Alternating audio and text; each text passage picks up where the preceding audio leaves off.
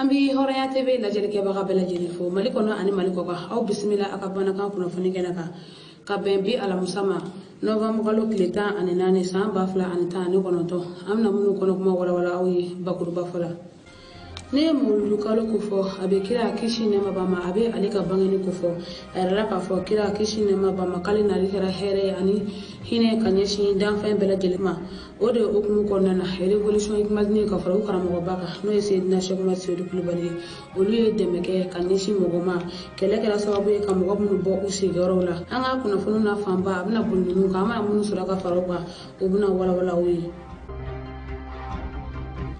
Sanwo sa jamia tekimajini ka fara ukara mo baka no esedna shekuma sedu kulubali ube mo lu to ko kunya na maya ode okumu konnana nyinatain uka journée médicale no e sanwo sa ube do okumu don wata ka ke fura kali fufu e kanyeshi alaka joma kira kishi ne mabama afara kali na likera hine ankara mo ba seydna shekuma sedu kulubali abe kira ka jogo bawla dege ode okumu konnana kunu araba ka be novembre kalo kileta ani sawa masamba fula ani ta ani konoton hukume fala de garaballa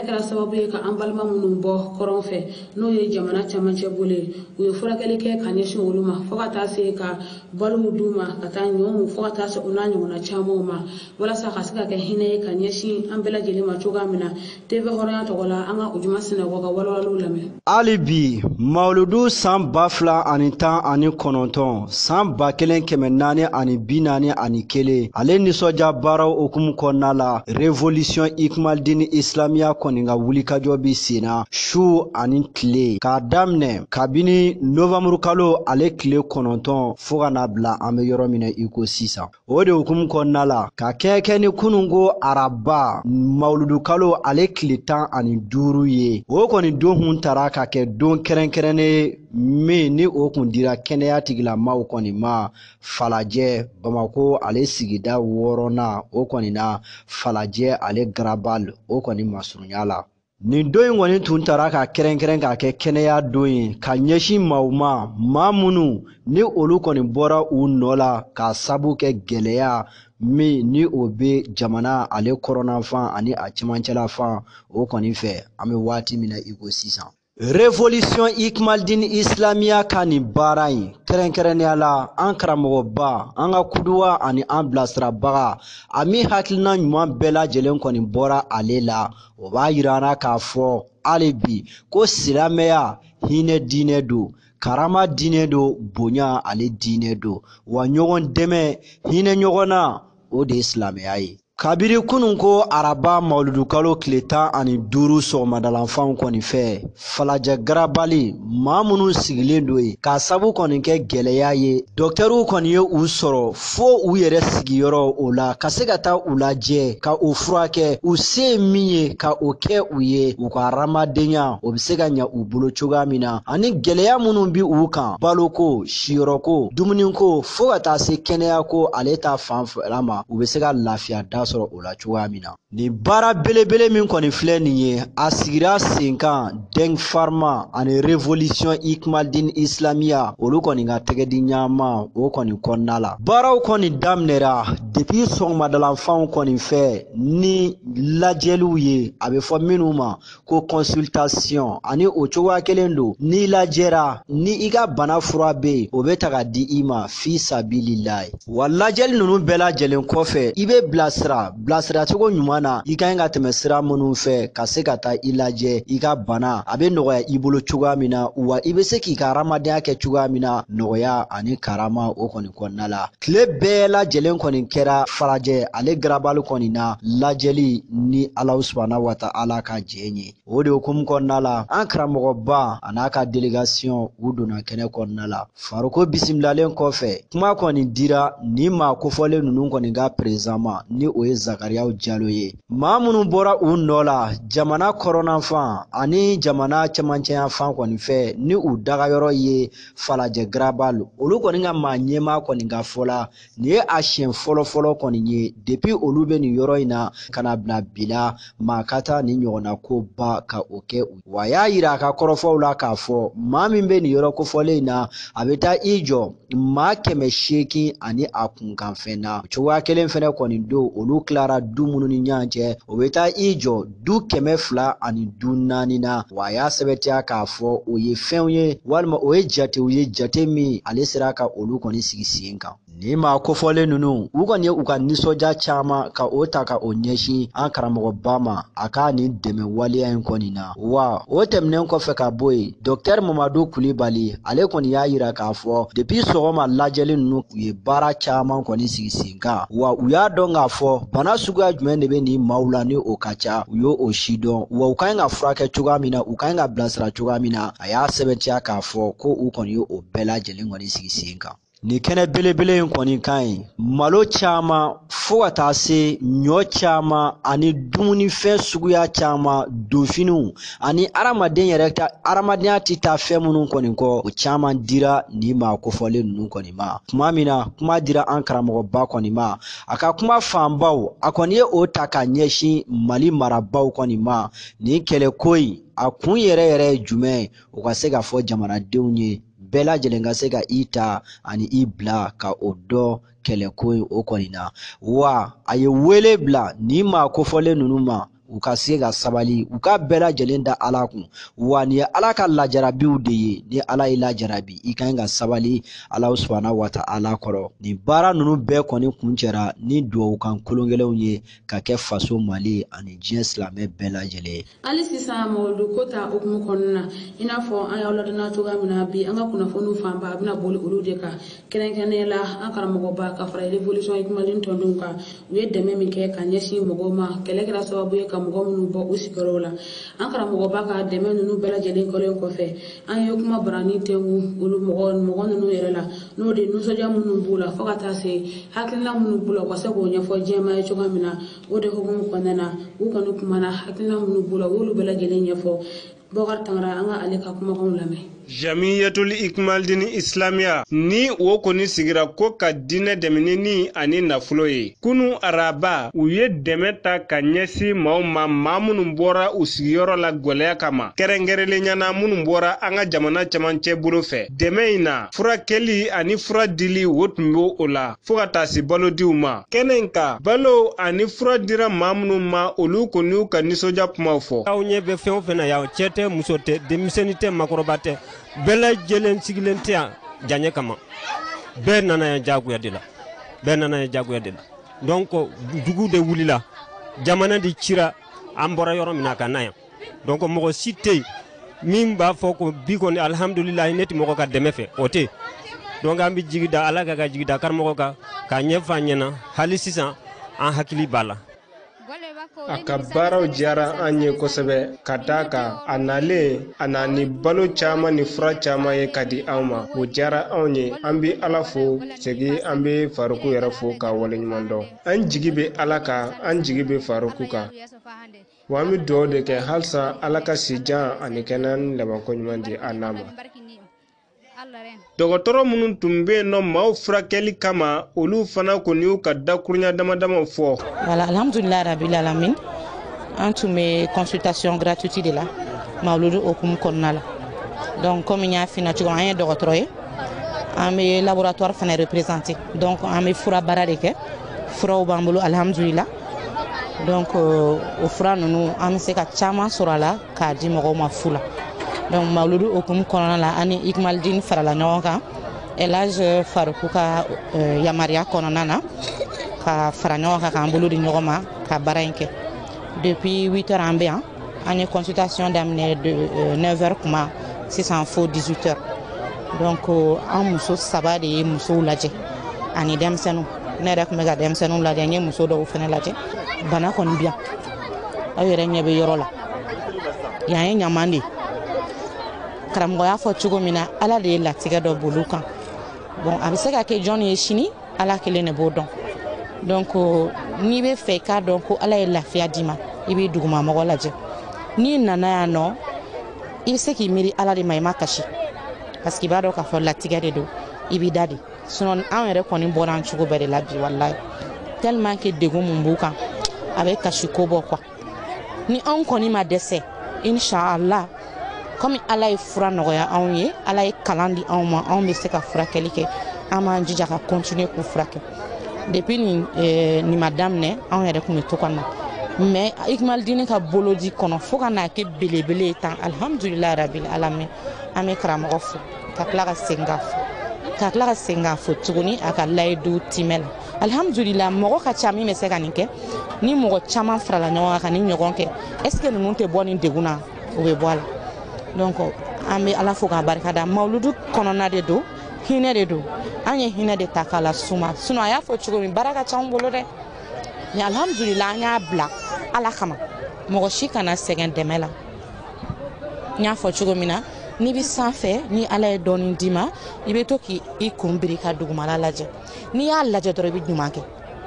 i bɛ dɔ wɛrɛ kɛ tuguni i bɛ tila ka dɔ wɛrɛ kɛ don o don e ka dugumamɔgɔ lajɛ bani wallahi billahi i bɛ ɲuman kɛ. K'aw ladɔnniya ko Jamiyatul Ikmaldini Islamiya bɛ nin baara sigi sen kan mawludu o mawludu ɲinata in bilala hukumu kɔnɔna na o de ye ka dɛmɛ ta ka ɲɛsin maaw ma gwɛlɛya ye minnu bɔ u sigiyɔrɔw la kɛrɛnkɛrɛnlenya minnu bɔra an ka jamana camancɛ bolo fɛ an bɛ dugawu de kɛ ala ka degunba to bɛɛ lajɛlen ka degun ta ka bɔ a kan kira Mahamadu kanu kosɔn sɔli ala Mustafa. hali sisan an bɛ aladɔnya k'a fɔ an balima ninnu ka seereyaw kɔfɛ fo ka taa se balo minnu duru ma fo ka taa se furakɛli fu ninnu bɛɛ lajɛlen tɛmɛnen kɔfɛ an karamɔgɔba n'o ye Seyidina Sɛki Umaru Seyidu Kulibali ale kɛlen ka kɛnɛ sɔrɔ kuma dira a ma a kumana kosɛbɛ a kumana bɛɛ bɛ se k'i ta sɔrɔ cogoya min na an ka hinɛ an balima ninnu na ka d'a kan min kɛra sababu ye k'u bɔ yen mɔgɔ si ka laɲini tɛ Ala subahana wa taala ka kɛ de don o de hukumu na bɛɛ lajɛlen k'i janto an balima ninnu na walasa an bɛ se ka u dɛmɛ cogoya min na an ka farugu yɛrɛ ka kumakanw lamɛn. Nin fɔ min boliya o de dugu b'an ka jamana kan n'o tɛ 95% musulman Mali kɔnɔ yan ni bɛɛ tun ye silamɛya faamuya tiɲɛ kan walahi ni degun in ne nin gɛlɛya nin tun ye Mali kɔnɔ yan a bada si jamana yan kabako da kabako da wallahi muru kabako da de do i ye Mali lajɛ k'an ka faamaw lajɛ ka setigiw lajɛ ka Bamakɔ sigicogo lajɛ ka sigi k'a ye anw ŋɔɲɔgɔn adamaden dɔw de bɛ nin sigi in na yan. Siga t'a la fo Faruku masiba dan don muru silamɛya tɛ dɛ hali n'an bɛɛ kɛra kafiri kɔmɔbatɔlaw ye ni adamadenya ɲumanya bɛ yen walahi nin man ka kɛ a ba nin man ka si jamana yan nin man ka kɛ Mali gouvernement Ibrahim Boubacar Keita a ye Faruku lamɛn Mali sɛbɛnna dɛ jamana tɔɔrɔ la jamana degun na ni ye degun na a bɛ fa ni ba de ye Mali bɛɛ fa de ye IBK ye bi Mali bɛɛ ɲɛsinyɔrɔ de ye nin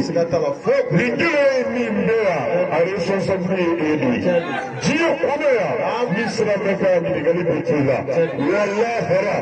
kaburu kɔnɔ bilahi Ibrahim Boubacar Keita i bɛ ɲininka ni maa kelen-kelen bɛ ka degun n'u ka gɛlɛya la n'a y'a sɔrɔ i se kɛ walima i bɛ se kɛ Mali fɛn man di sira t'a la nin fɛn man di n'a bɛ saya de b'a kɔfɛ mais ni saya nana sisan ne jɔn bɛ n'o ye Ala kama ni tiɲɛ in fɔli kama pétrole bɛ Mali kɔnɔ yan wallahi sanu bɛ kɛ ka bɔ Mali kɔnɔ yan taxi bɛ kɛ ka sara yan impôt bɛ kɛ ka sara yan wa wari bɛ Mali kɔnɔ yan siga foyi t'a la ninnu man ka ye nin gɛlɛya in na a man ka kɛ bilahi n'i ma kɛ wallahi o bɛ ka lahara don kuma da t'i bolo Ala ɲɛfɛ e yɛrɛ an'i kɛ minisiri bɛɛ an'i kɛ faama bɛɛ n'a ma jɛ ni degun ninnu na bilahi Ala t'i yafa ma lahara min b'a ɲɛ o tɛ hinɛ ye wa diɲɛ kɔnɔ yan a ye sigi n'a ye ni tɔɲɔni hakɛ Ala b'a bɔ aw la wa Ala b'a bɔ aw kɔ. Jamana jiri jamana faamaw don faama sigikun ye jamana kunna k'i janto jamana ka degun na jamana ka ɲɛbɔ na k'i se kɛ jamanadenw dɛmɛli la mais tiɲɛ yɛrɛ la ni degun tɛ fila ye kelen bɛ Mali ni maliyɛnw kan. nin bɛ an tɛnɛntɛnɛma ka ɲɛsin jamana kɔkɔw kibaruyaw ma an ka Ujuma Sinɛgɔ ka walawalaliw lamɛn.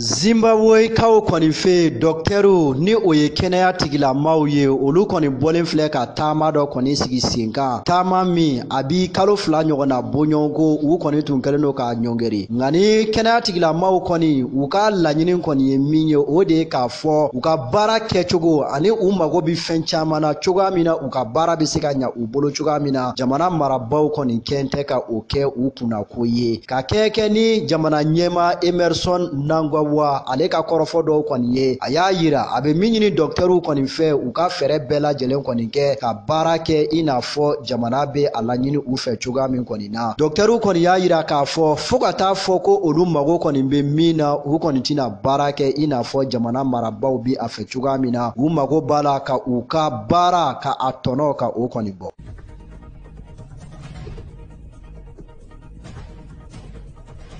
Brazil jamana ɲɛma kɔrɔ Lula da Silva ale min bɔli ma tɛmɛ kaso la tile 2 ɲɔgɔn na bɔɲɔgɔnko kan a kɔni ka kɔrɔfɔ kunfɔlɔw senfɛ a ye a ɲɛsin États-Unis jamana ɲɛma Donald Trump ale kɔni ma ka sɔrɔ sisan ka a ɲɛsin Brazil jamana ɲɛma Jair Bolsonaro ale kɔni ma a ye bolokɔni kɔni ɲɛsin Jair Bolsonaro la ale min ye Brazil jamana ɲɛma ye k'a fɔ gɛlɛya fɛn fɛn bi Brazil la ni waati in kɔni na ko ni jamana ɲɛma ye ale kɔni ka kow kɔni do Lula a kɔni y'a yira k'a fɔ ale bɛna i sen don politiki ko ale kɔni bunankun kan fanga ɲinitɔ min bɛ yen ni a bi fɔ olu ma ko numanbolofɛnmaw a kɔni y'a yira k'a fɔ ko a n'a a ka dɛmɛ k'a ta k'a ɲɛsin ni ma kofɔlen ninnu kɔni ma n'i y'a ta k'a lajɛ Lula a kɔni datuguna depuis avril kalo san 2018 nka a kɔni bilara k'a sabu kɔni kɛ ni Brazil a yɛrɛ kiirisoba o kiiritigɛlaw kɔni ka yamaruyakanw kɔni ye.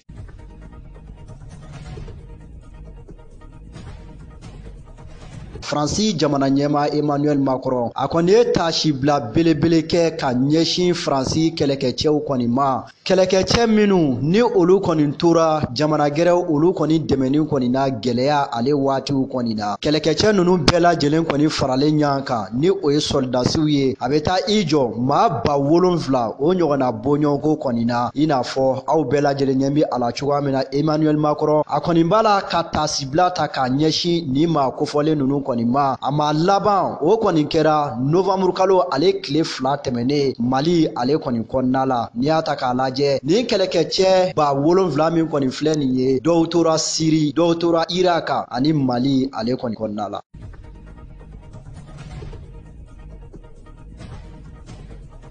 Irak ni waati in na wulikajɔ o kɔni bɛ taamakɛlaw fɛnɛ kɔni bolo ka se ka u ka laɲini ka o kɔni sabati Bagdad o min bɛ Irak faaba kɔni kofɔ nbɔn dɔ bɛ yen min ni a yirala ka a fɔ ko maa kɔni t'i yɛlɛ o sanfɛ polisilakaw kɔni kɛn bɛ nin waati in na ka o sira in kɔni minɛ nka taamakɛla ninnu kɔni farala ɲɔgɔn kan cogo min na u bɛ se ka u fanga kɛ kelen ka kɛ kɔnɔkulu kelen ye u bɛ se cogoya min na fɔ min filɛ nin n'a yirala k'a fɔ ko maa t'i yɛlɛ a kan ka se ka a da yɛlɛ cogoya min kɔni na taamakɛla ninnu kɔni y'a yira ko kɔlɔkulu jɛlen o de bɛ bi fɔ siga foyi kɔni tɛ min na u bɛna fɛɛrɛ bɛɛ kɔni sigi sen kan waati caman na u ye fɛn caman kɛ o ɲara u bolo wa donni a nataw la kofɔlen min kɔni filɛ nin ye Bagdad ale kɔni kɔnɔna la olu bɛna taa ka taa u jɔ nin pɔ in kɔni sanfɛ. An balima tɛ bakɔrɔya lajɛbagaw ni bɛ dansigi kɛ an ka bi bamanankan kunnafoni na an bɛ dugawu kɛ an faso Mali ye Ala ka Maliba in kolusuma ka maliw no da kelen fɛ k'u bɔ da kelen fɛ hali sisan an bɛ aladunya mawuluko ta hukumu kɔnɔna na naissance tɛmɛnen kɔfɛ n'o ye bangeni ye sini n'Ala ye sini yirana n'o ye juma ye le 15 novembre kalo tile 15 san 2019 baptême wajulu n'o ye denkundi o wajulu ma taa kɛ Sadu Madu Kunatɛ la Jamiatu Malidenw tɔndenw fɛ o dugusajɛ n'o kan ka bɛn sibiri ma novembre kalo tile 16 san 2019 o bɛna taa mawudu kabako kɛnɛ n'o ye clôture ye o bɛ taa o fana kɛ Sadu Madu Kunatɛ kɔnɔna na Tomikɔrɔbugukaw fɛ yen ni sigi ninnu bɛɛ lajɛlen na révolution Malienne ka fara o karamɔgɔba kan o kɛlen bɛ ka wele bila diɲɛ alisilamɛ ɲuman bɛɛ lajɛlen ma walasa an bɛɛ lajɛlen bɛ se ka nin baara ninnu latɛmɛ ɲɔgɔn fɛ cogoya min na an bɛ dugawu kɛ an karamɔgɔba ye sijan ani kɛnɛya laban ko ɲuman bɛ Ala bolo Ala k'o di a n'a ka denbaya bɛɛ lajɛlen ma hali sisan mawudu tɔ Ala ko ni aw bɛɛ lajɛlen na aw k'an bɛɛ sigi nataw la.